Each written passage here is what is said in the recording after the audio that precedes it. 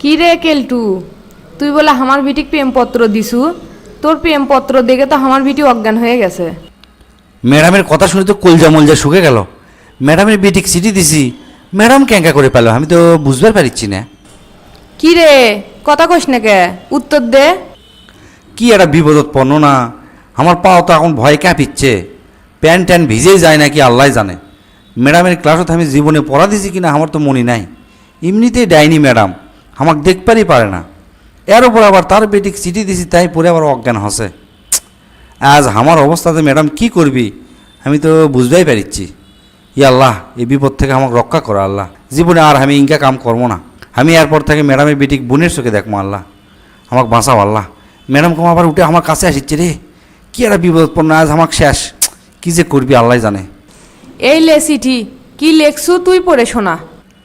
গলা কমার শুকে কাঠ হয়ে গেল, পানিও তো নাই, গলাটা মিচ্ছানা ভিজান পারলে ভালো হলো হয়নি। বিড় করে বললে কি করছু, পড়ে শোনা। পড়িচ্ছি ম্যাডাম, আর কাছে আসেন না। প্রিয় কলজার বোটা সিনথিয়া, তুমি ক্যাঙ্কা আসো?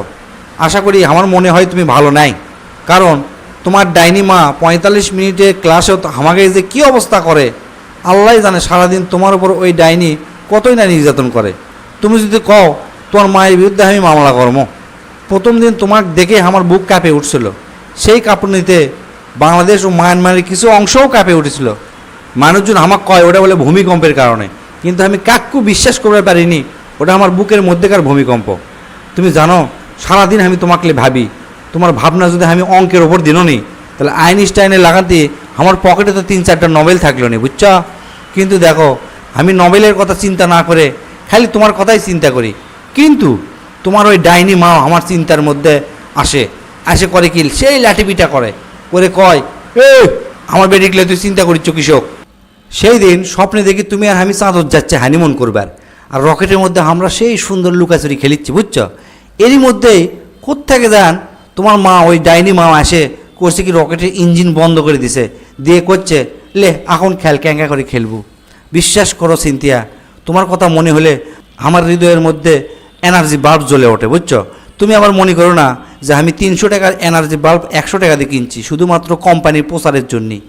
এটা কিন্তু সেই কোম্পানির বাল্ব নয়, এটা হচ্ছে ব্র্যান্ডের কোম্পানির বাল্ব, বুঝছো? যা তোমাকে দিবে শতভাগ আলো আর দীর্ঘদিনের গ্যারান্টি। বিশ্বাস করো, তোমাকে আমি মন থেকে ভালোবাসি। I love you Cynthia, I love you. এ তোরা কে কুটে আসলে? ম্যাডামক ধর, ম্যাডাম পড়ে গেছে, ম্যাডাম অজ্ঞান হয়ে পড়ে গেছে, ম্যাডামক ডাক্তারের কাছে নিয়ে যাওয়া লাগবে। কী ব্যাপার? ম্যাডামক ডাক্তারের কাছে থুয়ে আসতে না আসতে তোমার প্রিন্সিপাল ম্যাডাম আমাকে ডাকলো, ঘটনা কি বুঝিচ্ছি না। তুই নাকি ম্যাডামের বিটিক চিঠি দিছু, দেখি চিঠিটা আমাকে দিত, আমি আনা পড়ি। গেছে রে, প্রিন্সিপাল ম্যাডামও শেষ। ম্যাডাম আগে একটা ডাক্তার নিয়ে আসি, তারপর আপনি চিঠি দিচ্ছি, দাঁড়ান।